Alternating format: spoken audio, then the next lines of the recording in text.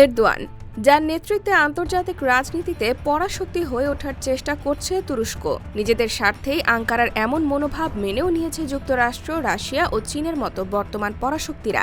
সম্প্রতি ভূ রাজনীতিতে একটি বড় সাফল্যের মুখ দেখায় এবার তুরস্কের উচ্ছ্বসিত প্রশংসায় মাতলেন নির্বাচিত মার্কিন প্রেসিডেন্ট ডোনাল্ড ট্রাম্প। ন্যাটোভুক্ত দেশটির সঙ্গে সামনের দিকে সম্পর্ক কোন দিকে এগিয়ে যাবে তারও ইঙ্গিত দিলেন রিপাবলিকান এই নেতা। আল জাজিরার এক প্রতিবেদনে বলা হয়, সিরিয়ার বাশার আল আসাদকে ক্ষমতা থেকে উৎখাতের ঘটনাকে একটি বুদ্ধিহীন দখল বলে মন্তব্য করেছেন ডোনাল্ড ট্রাম্প।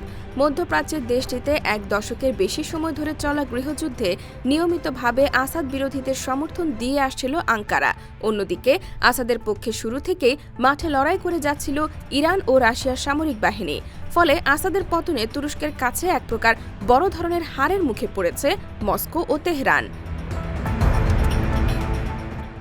ফ্লোরিডাতে অবস্থিত বাসভবন মার-ই-লাগোতে আয়োজিত এক সংবাদ সম্মেলনে ট্রাম্প তুরস্কের প্রশংসা করে জানায়, আঙ্কারা খুবই চালাক।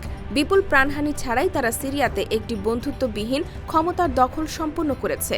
এ সময় আসাদকে কসাই বলেও মন্তব্য করেন নির্বাচিত মার্কিন প্রেসিডেন্ট।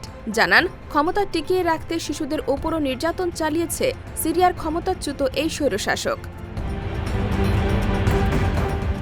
ট্রাম্পকে সিরিয়ায় মোতায়েন থাকা মার্কিন সেনাদের ব্যাপারে প্রশ্ন করা হলে তিনি জানান, কেউ জানে না সিরিয়ায় কি হবে, তবে তিনি মনে করেন তুরস্ক আগামী দিনে রাষ্ট্রটির নীতিমালা ঠিক করতে গুরুত্বপূর্ণ ভূমিকা পালন করবে।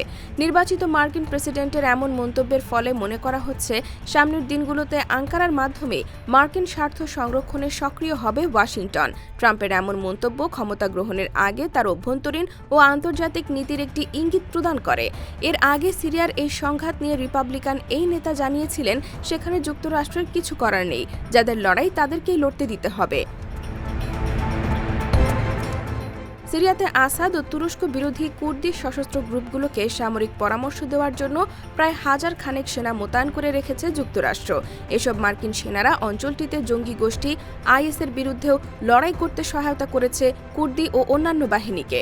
তবে ক্ষমতার প্রথম মেয়াদে সিরিয়া থেকে 900 সেনা প্রত্যাহার করতে চেয়েছিলেন ট্রাম্প, যদিও পরে মিত্রদের চাপে এমন সিদ্ধান্ত থেকে সরে আসেন তিনি। IBTV USA, new York.